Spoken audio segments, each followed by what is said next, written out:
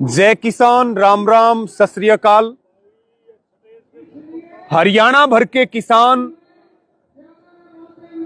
पंचकूला के सेक्टर 5 में जैसे 3 कृषि कानूनों के खिलाफ दिल्ली के बॉर्डरों पे आंदोलन चला था, उसी तर्ज पे अपनी ट्रैक्टर ट्रालियों के साथ, अपनी सोने की व्यवस्था और राशन के साथ हरियाणा के हजारों किसान कोने कोने से, अलग अलग जिलों से, अलग अलग गांवों से यहां पंचकूला सेक्टर 5 में इकट्ठे हुए।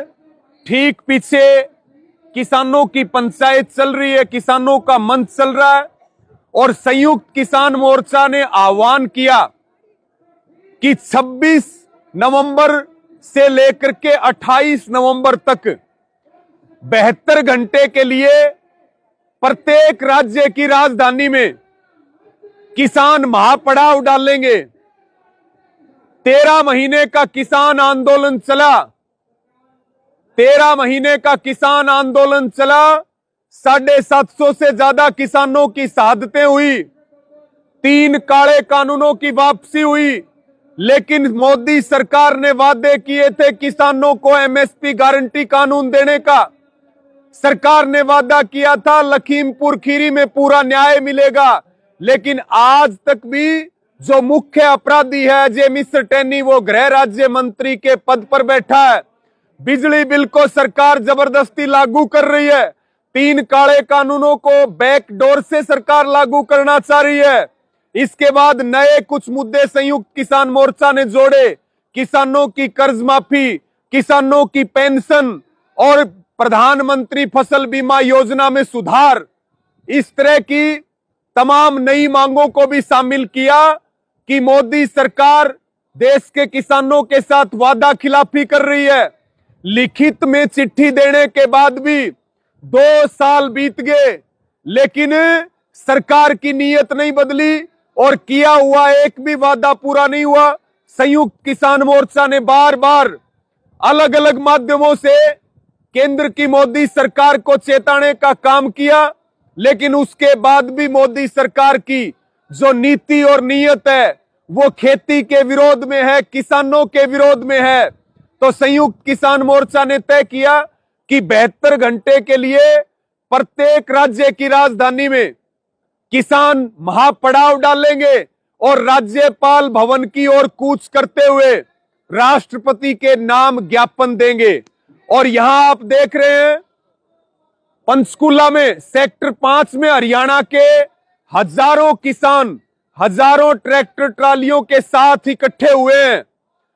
कल यानी कि 28 नवंबर को दोपहर 12 बजे ट्रैक्टरों के साथ, गाड़ियों के साथ और पैदल कूच राज्यपाल भवन की ओर करेंगे। ये एक ट्रेलर है, 72 घंटे का ट्रेलर केंद्र की सरकार को दिखाया जा रहा है कि केंद्र सरकार जो किसानों से वायदे किए उनको पूरा करे, अन्यथा लोकसभा चुनावों से पहले देश के किसान जो दिल्ली का आंदोलन था उससे भी 10 गुना बड़ा आंदोलन करने के लिए मजबूर होंगे।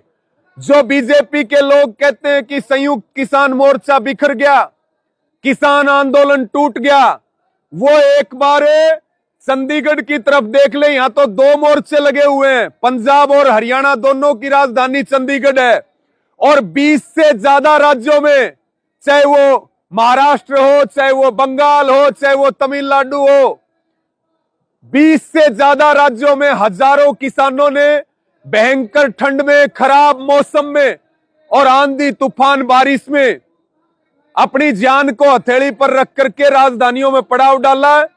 और अगर सरकार नहीं मानती है तो देश के किसानों को अगले आंदोलन के लिए तैयार रहना चाहिए। या तो सरकार किए हुए वादे पूरे कर दे और नहीं तो सरकार बड़े आंदोलन को झेलने के लिए तैयार रहे। अब जो है जैसे जैसे ठंड बढ़ेगी वैसे वैसे आंदोलन गर्म होता जाएगा। किसान अपना खेती पे भी ध्यान दे और साथ में आंदोलन पे भी नजर रखें और किसान का टैंक है, ट्रैक्टर